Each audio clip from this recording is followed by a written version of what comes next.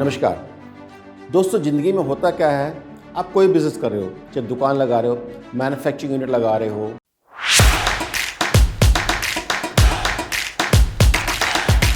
तो होता क्या है, चाहे इंश्योरेंस की बात आती है, जनरल इंश्योरेंस, एक होता है लाइफ इंश्योरेंस, एक होता है मेडिकल इंश्योरेंस, एक होता है जनरल इंश्योरेंस।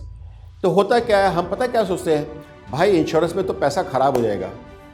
मैं माफ़ी चाहता हूं दोस्तों, आज आप अपने घर में चैन की नींद इसलिए सो पाते हैं कि इंश्योरेंस कंपनी ये कहती है कि कुछ भी हो गया तो हम जिम्मेवार हैं, और उस इंश्योरेंस की कॉस्ट इतनी रीजनेबल है कि अगर जो जीवन भर भी आप देते रहेंगे ना, भगवान ना करे कभी कोई हादसा भी हो गया तो आप चुटकी मार के आपका पैसा रिकवर हो जाएगा।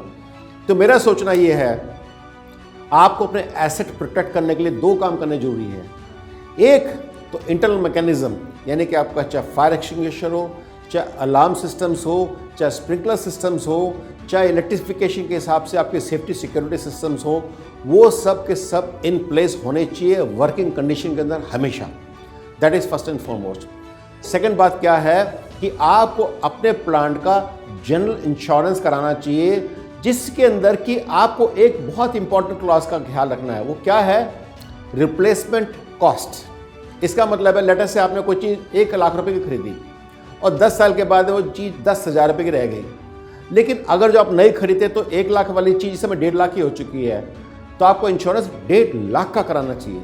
आप बोलेंगे सर हंस रहे हैं, ऐसी कैसी बात कर रहे हो आप, भाई 10,000 की रहेगी तो हम क्यों करवाएं?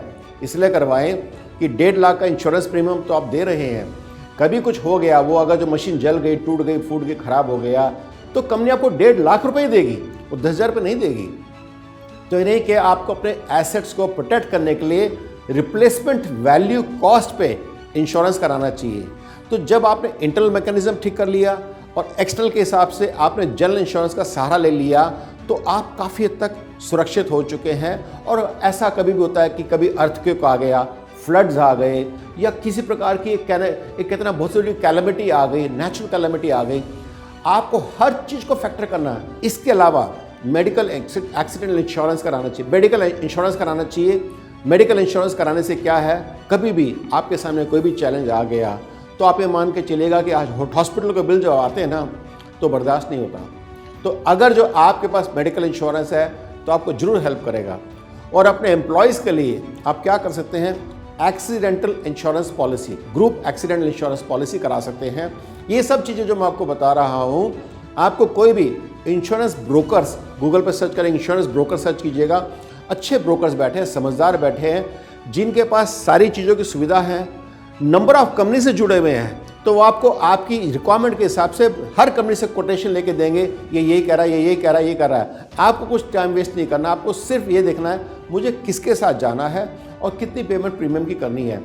ये करके आप अपने एसेट को प्रोटेक्ट कीजिएगा, पीस ऑफ माइंड रखिएगा और जीवन भर खुशियों के साथ में पीसफुली सोते हुए खुश रहिएगा। धन्यवाद। मुझे आप कमेंट बॉक्स में बताएं कि आपने इस वीडियो से क्या सीखा, और टॉप 5 कमेंट्स को हम एप्रिशिएशन सर्टिफिकेट भिजवाएंगे।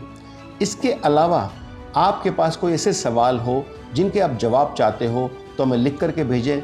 हमारी कोशिश होगी कि हम आने वाले वक्त में वीडियो बना करके उनका जवाब आपको दे सके। धन्यवाद।